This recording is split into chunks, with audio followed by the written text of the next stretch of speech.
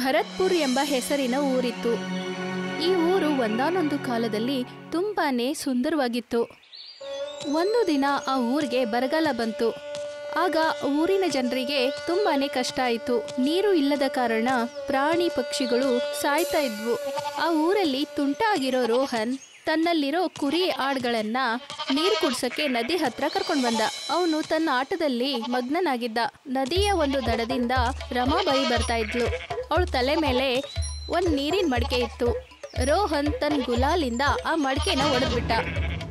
ಆಗ ರೋಹನ್ ಅಲ್ಲಿಂದ ಓಡ್ ಹೋಗ್ಬಿಡ್ತಾನೆ. ಆಗ ರಮಾಬಾಯಿಗೆ ಕೋಪ ಬಂದು ರೋಹನ್ ಮನೆಗೆ ಬರ್ತಾಳೆ. ಅಯ್ಯೋ, ನಿನ್ ಮಗನ್ಗೆ ಬುದ್ಧಿ ಹೇಳಕ್ಕಾಗಲ್ವಾ?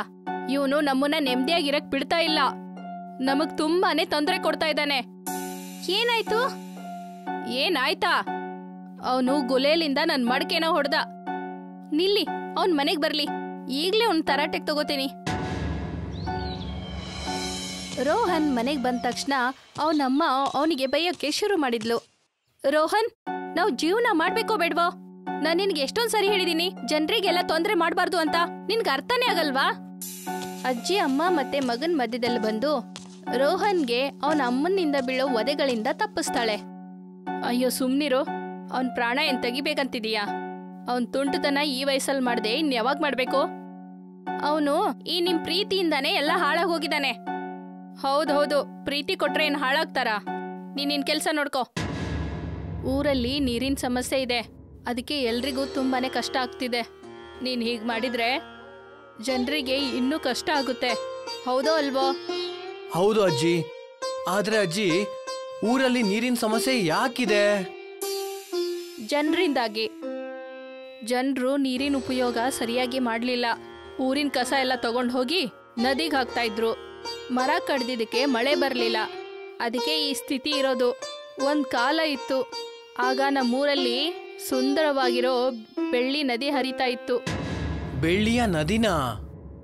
ಹೌದು, ಬೆಳ್ಳಿ ನದಿ. ಹೌದು, ಬೆಳ್ಳಿ ನದಿ. ಭರತ್ಪುರಲ್ಲಿರೋ ನದಿ ತುಂಬಾನೇ ಕ್ಲೀನ್ ಆಗಿತ್ತು. ಹೇಗಂದ್ರೆ ಅದ್ ನೋಡೋದಕ್ಕೆ ಬೆಳ್ಳಿ ನದಿ ತರ ಕಾಣಿಸ್ತಿತ್ತು. ಅದರಲ್ಲಿ ಬೆಳ್ಳಿ ಕಲ್ಲುಗಳು ಕೂಡ ಇದ್ವು. ಅಯ್ಯೋ ನೋಡಿಲ್ಲಿ, ನನಗೆ ಬೆಳ್ಳಿಯ ಕಲ್ಲುಗಳು ಸಿಕ್ಕಿದೆ. ಅರೆ ವಾ, ನಿಮ್ಗಂತೂ ದೊಡ್ಡ ಕಲ್ಲುಗಳೇ ಸಿಕ್ಕಿದೆ. ನಾನೀಗ ದೊಡ್ಡ ಮನೆ ಕಟ್ಟಿಸ್ತೀನಿ. ಇರು, ನಾನು ಹುಡುಕ್ತೀನಿ. ಭರತ್ಪುರದಲ್ಲಿರೋ ಜನರು ನದಿ ದಡದಲ್ಲಿ ಸಿಕ್ತಿರೋ ಬೆಳ್ಳಿ ಕಲ್ಲುಗಳನ್ನ ಮಾರ್ತಾ ಇದ್ರು. ಇದರಿಂದ ಅಲ್ಲಿರೋ ಜನರು ನೆಮ್ಮದಿಯಾಗಿ ಜೀವನ ಮಾಡ್ತಾ ಇದ್ರು. ಮತ್ತೆ ಈಗ ನದಿ ಹಾಳಾಗಿದ್ದಕ್ಕೆ ಈಗ ನದಿಯ ಬೆಳ್ಳಿ ಕಲ್ಲುಗಳು ಕೂಡ ಮಾಯವಾಗಿದೆ. ಗೊತ್ತಿಲ್ಲ ಮೊದ್ಲಿನ ತರ ನಮ್ಮೂರಿನ ಪರಿಸ್ಥಿತಿ ಯಾವಾಗಾಗುತ್ತೋ ಏನೋ. ಹೋಗ್ಲಿ ಬಿಡು, ಹೋಗಿ ಊಟ ಮಾಡು. ಈಗ ತುಂಬಾನೇ ಲೇಟ್ ಆಗಿದೆ. ಸ್ವಲ್ಪ ದಿನಗಳ ನಂತರ ತೊಂದರೆ ಜಾಸ್ತಿ ಆಯ್ತು. ನದಿಯಲ್ಲಿರೋ ನೀರು ಒಣಗೋಯ್ತು. ಪ್ರಾಣಿಗಳು ಸಾಯೋದಕ್ಕೆ ಶುರು ಆಯ್ತು. ರೋಹನ್ನ ಪ್ರೀತಿಯ ಆಡು ನೀರಿನ ಸಮಸ್ಯೆಯಿಂದ ಸತ್ತೋಯ್ತು. ತನ್ನ ಪ್ರೀತಿಯ ಆಡು ಸತ್ತಿದ್ದಕ್ಕೆ ರೋಹನ್ಗೆ ತುಂಬಾನೇ ದುಃಖ ಆಗಿತ್ತು. ಆಗ ರೋಹನ್ ತನ್ನ ಆಡ್ಗೆ ನೀರ್ ಕುಡಿಸ್ಬೇಕು ಅಂದ್ರೆ ದೂರದಲ್ಲಿರೋ ಕಾಡ್ಗೆ ಹೋಗ್ಬೇಕಾಗಿತ್ತು. ರೋಹನ್ ತನ್ನ ಚಿಕ್ಕ ಆಡ್ ಜೊತೆಗೆ ಆಟ ಆಡ್ತಾ ಇದ್ದ. ಆ ಆಡಿನ ಹೆಸರು ಶೀಲು ಅಂತ ಇಟ್ಟಿದ್ದ. ಅದ್ರ ಜೊತೆ ಆಟ ಆಡ್ತಾ ರೋಹನ್ ಹೇಳ್ತಾನೆ, ದುಃಖ ಪಡ್ಬೇಡ ಶೀಲು, ನಿಮ್ಮ ತಾಯಿನಂತೂ ಕಾಪಾಡಕ್ ಆಗ್ಲಿಲ್ಲ ನನ್ನ ಕೈಲಿ. ಆದ್ರೆ ನಿನಗಂತೂ ಏನೂ ಆಗಕ್ ಬಿಡಲ್ಲ. ರೋಹನ್ ಆ ಆಡ್ಗೆ ನೀರ್ ಕುಡಿಸ್ಬೇಕು ಅಂತ ಶೀಲುನ ತನ್ನ ಕೈಯಿಂದ ಕೆಳಗಡೆ ಇಳಿಸ್ತಾನೆ.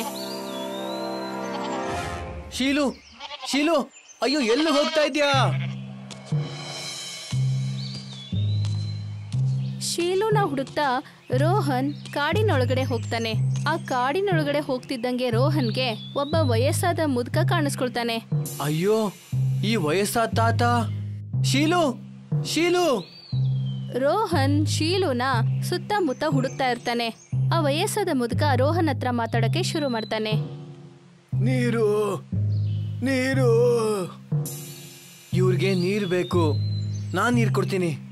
ಇಲ್ಲ ಇಲ್ಲ, ನನ್ನ ಹತ್ರ ಇಷ್ಟೇ ನೀರಿರೋದು. ನಾನು ಇವ್ರಿಗೆ ನೀರು ಕೊಟ್ಬಿಟ್ರೆ ವಾಪಸ್ ಬರ್ಬೇಕಾದ್ರೆ ನಾನು ಏನಂತ ಮಾಡಲಿ ಬಾಯಾರಿಕೆ ಆದ್ರೆ? ಇಲ್ಲ ಇಲ್ಲ, ನಾನು ನೀರು ಕೊಡಲ್ಲ. ಆದರೆ ಅಜ್ಜಿ ಹೇಳಿದ್ದಾರೆ ಬಾಯಾರಿಕೆ ಆದವ್ರಿಗೆ ನೀರು ಕೊಟ್ರೆ ಪುಣ್ಯದ ಕೆಲಸ ಅಂತೆ. ನಾನು ನೀರು ಕೊಟ್ಬಿಡ್ತೀನಿ. ರೋಹನ್ ಆ ವಯಸ್ಸಾದ ಮುದುಕನಿಗೆ ನೀರು ಕುಡಿಸಿದಾಗ ಅವನು ಇನ್ನೂ ಶಕ್ತಿಶಾಲಿಯಾಗಿ ನಿಂತ್ಕೊಳ್ತಾನೆ. ಧನ್ಯವಾದ, ನೀನು ನನಗೆ ನೀರು ಕುಡಿಯಕ್ಕೆ ಕೊಟ್ಟೆ. ನೀನು ಶೀಲುನ ಹುಡುಕ್ತಿದ್ದೆ ತಾನೆ, ನೀನ್ ಮುಂದೆ ಹೋಗು, ಅವಳು ಸಿಗ್ತಾಳೆ. ಆಮೇಲೆ ಆ ವಯಸ್ಸಾದ ಮುದ್ಕ ಅಲ್ಲಿಂದ ಮಾಯವಾಗ್ಬಿಡ್ತಾನೆ. ಈ ತಾತ ಕೂಡ ಹೊರಟೋದ್ರು. ನಾನೀಗ ಮುಂದೆ ಹೋಗ್ಬೇಕು.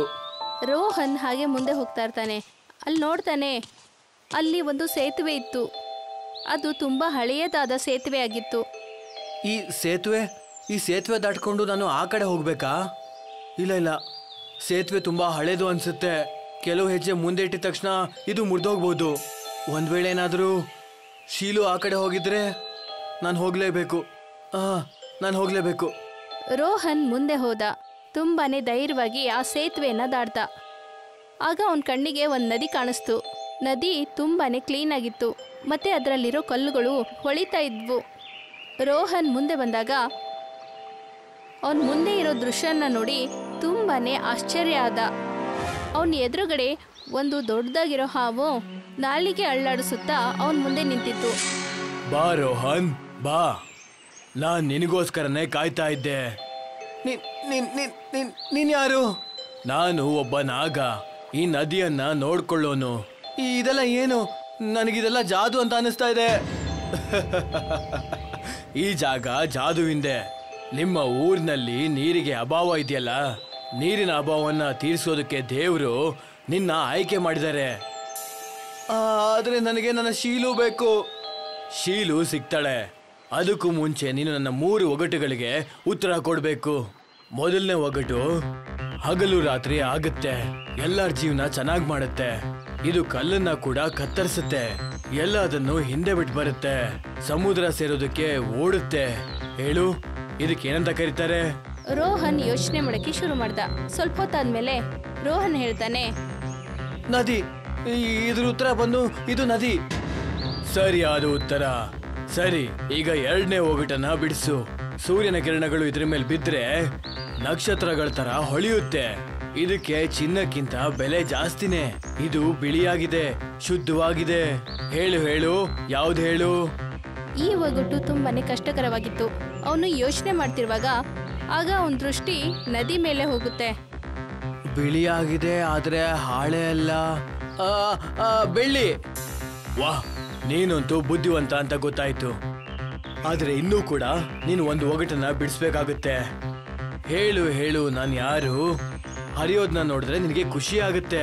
ನಕ್ಷತ್ರಗಳು ಆಕಾಶದಲ್ಲೆಲ್ಲ ನೀರಲ್ಲೇ ಕಾಣಿಸುತ್ತೆ, ಯಾರಿಗೂ ಕೂಡ ಗೊತ್ತಾಗಲ್ಲ. ಕಲ್ಲು ಕೂಡ ಬೆಲೆ ಬಂತು. ಇದನ್ನ ನೀನು ನಿರಾಕರಣೆ ಮಾಡೋದಿಲ್ಲ. ಊರ್ನವ್ರಿಗಂತೂ ನೀನ್ ಮಾಡ್ತಿದ್ಯಾ ದೊಡ್ಡ ಉಪಕಾರ. ಕಂಡುಹಿಡಿ. ರೋಹನ್ ಯೋಚನೆ ಮಾಡಕ್ಕೆ ಶುರು ಮಾಡ್ತಾನೆ. ಈ ಒಗಟು ರೋಹನ್ಗೆ ತುಂಬಾನೇ ಕಷ್ಟ ಆಗಿತ್ತು. ಆಗ ರೋಹನ್ ತುಂಬಾನೇ ಯೋಚಿಸಿ ಉತ್ತರನ ಹೇಳ್ತಾನೆ.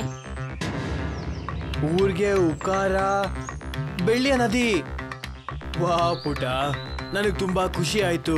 ನೀನು 3 ಒಗಟುಗಳನ್ನ ಬಿಡಿಸ್ಬಿಟ್ಟೆ, ಸರಿಯಾದ ಉತ್ತರ ಕೊಟ್ಟೆ, ಜೊತೆಗೆ 3 ಪರೀಕ್ಷೆಗಳನ್ನ ಪಾರ್ ಮಾಡ್ದೆ.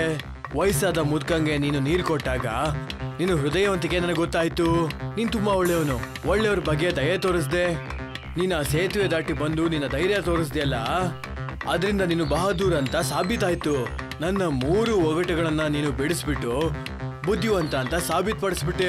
ನಿನಗೆ ಖಂಡಿತವಾಗ್ಲೂ ಬಹುಮಾನ ಕೊಡ್ಲೇಬೇಕು. ನೀನ್ ಗೆದ್ಬಿಟ್ಟೆ ಗೆಳೆಯ. ನಿನಗೆ ನಿನ್ನ ಶೀಲು ಸಿಗ್ತಾಳೆ. ಸ್ವಲ್ಪ ನಿನ್ನ ಬಲಗಡೆ ತಿರುಗಿ ನೋಡು. ರೋಹನ್ನ ಬಲಗಡೆ ಶೀಲು ನಿಂತ್ಕೊಂಡಿದ್ದ. ರೋಹನ್ ಅದನ್ನ ಎತ್ಕೊಳ್ತಾನೆ. ಎಲ್ಲಿ ಹೋಗಿದ್ದೆ ನೀನು? ನಾನೇ ಇವಳನ್ನ ಇಲ್ಲಿ ಬರೋದಕ್ಕೆ ಹೇಳಿದ್ದು. ಆದ್ರೆ ಯಾಕೆ? ಯಾಕಂದ್ರೆ ನಿನಗೆ ಈ ಬೆಳ್ಳಿಯ ನದಿಯ ನೀರ್ ಕೊಡ್ಬೇಕಾಗಿತ್ತು. ಇದನ್ನ ತಗೊಂಡು ಹೋಗು. ನಿನ್ನ ಊರಿನವ್ರಿಗೆ ಇದರ ಅವಶ್ಯಕತೆ ತುಂಬಾ ಇದೆ. ಇದನ್ನ ನೀರಿನ ಬಾಟ್ಲಿಯಲ್ಲಿ ತುಂಬಿಸ್ಕೋ. ಇದನ್ನ ತಗೊಂಡೋಗಿ ನಿಮ್ಮ ನದಿಯಲ್ಲಿ ಹಾಕಿ. ನಿಮ್ಮ ಊರಿನ ಸಮಸ್ಯೆ ಎಲ್ಲ ಮುಗ್ದೋಗುತ್ತೆ. ಆದ್ರೆ ಒಂದು ಮಾತು ನೆನ್ಪಿರ್ಲಿ, ನಿಮ್ಮ ಊರಿನ ನದಿನ ತುಂಬಾ ಜೋಪಾನವಾಗಿ ನೋಡ್ಕೊಳ್ಳಿ. ಊರಿನ ಮರಗಳನ್ನ ಕಡಿಬೇಡಿ. ಊರನ್ನ ಹಸಿರಾಗಿ ಮಾಡಿ. ಹೋಗು, ಈ ಬಾಟಲ್ನ ನೀರ್ ತಗೊಂಡು ಹೋಗಿ ನಿಮ್ಮ ಊರಿನ ನದಿಯೊಳಗಡೆ ಹಾಕ್ಬಿಡು. ಊರಿನ ಸಂತೋಷ ಎಲ್ಲ ವಾಪಸ್ ಬಂದ್ಬಿಡುತ್ತೆ. ಹೋಗು, ಖುಷಿಯಾಗಿರೋ. ರೋಹನ್ ತನ್ನ ಬಾಟಲ್ ಅಲ್ಲಿ ಬೆಳ್ಳಿ ನದಿ ನೀರನ್ನ ತುಂಬಿಸ್ಕೊಳ್ತಾನೆ. ಹಾವ್ಗೆ ನಮಸ್ಕಾರ ಮಾಡ್ತಾನೆ. ನಿನಗೆ ಹಿಂದೆ ಒಂದು ದಾರಿ ಕಾಣಿಸ್ತಾ ಇದೆಯಲ್ಲ, ಅದರಿಂದ ನೀನು ವಾಪಸ್ ಹೋಗು. ರೋಹನ್ ಕಾಡು ಒಳಗಡೆ ಹೋಗ್ತಾನೆ. ಅಲ್ಲಿಂದ ನೇರವಾಗಿ ಶೀಲು ಕಳೆದು ಹೋಗಿರೋ ಜಾಗಕ್ಕೆ ಬರ್ತಾನೆ. ರೋಹನ್ ಊರಲ್ಲಿರೋ ನದಿ ಹತ್ರ ಹೋಗ್ತಾನೆ. ನಾಗದೇವರು ಹೇಳಿದ್ರು ಈ ಬಾಟಲ್ನ ನೀರ್ನ ನದಿಗೆ ಹಾಕು ಅಂತ. ರೋಹನ್ ಬಾಟಲ್ ಅಲ್ಲಿರೋ ನೀರನ್ನ ನೆಲದ ಮೇಲೆ ಹಾಕ್ತಾನೆ. ಇದ್ದಕ್ಕಿದ್ದಂತೆ ಭೂಮಿಯಿಂದ ಕಾರಂಜಿ ಬರೋಕೆ ಶುರು ಆಗುತ್ತೆ. ಆಗ ನದಿ ತುಂಬಾನೇ ಕ್ಲೀನ್ ಆಗಿ ಜೋರಾಗಿ ಹರಿಯೋಕೆ ಶುರು ಆಗುತ್ತೆ. ಆಗ ರೋಹನ್ಗೆ ತುಂಬಾನೇ ಖುಷಿ ಆಗುತ್ತೆ.